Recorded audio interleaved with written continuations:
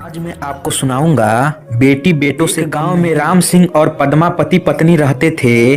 कुछ समय बाद उनका बच्चा होने वाला था। पद्मा हॉस्पिटल में भर्ती थी। नर्स ने राम सिंह को आकर खुशखबरी दी कि आपके जुड़वा बच्चे हुए हैं। राम सिंह ने कहा कि दो लड़के, लेकिन नर्स ने कहा कि एक लड़का एक लड़की। राम सिंह लड़की नहीं चाहता था क्योंकि लड़की की शादी में होने वाले खर्चे से वह डरता था। 2-4 दिन के बाद राम सिंह अपनी पत्नी और बच्चों के साथ अपने घर पर आ गया। वह ज्यादातर लड़के को ही खिलाता था। पद्मा को यह बात पसंद नहीं थी। एक दिन राम सिंह अपनी पत्नी से बोला कि हम दो बच्चों का खर्च नहीं उठा सकते, हमारी आर्थिक स्थिति अच्छी नहीं है।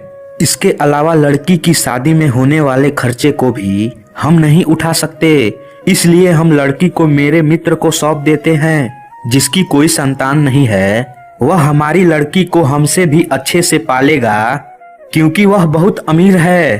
पद्मा ने अपनी लड़की को देने से मना किया, लेकिन राम सिंह के कहने पर दुखी मन से उसने अपनी लड़की को राम सिंह को सौंप दिया।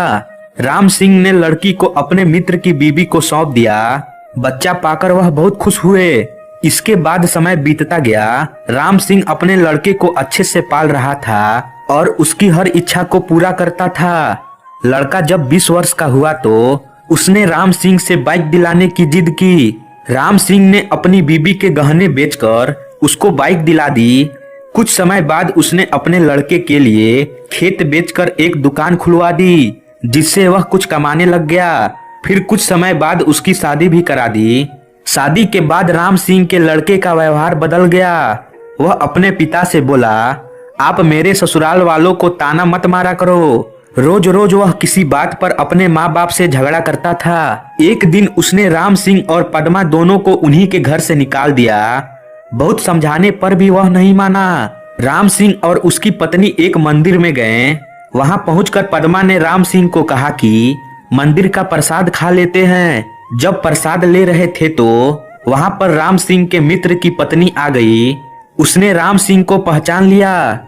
उसने अपनी उसी बेटी से राम सिंह को मिलवाते हुए बताया कि यह वही है जिसको आपने 25 वर्ष पहले हमको सौंपा था।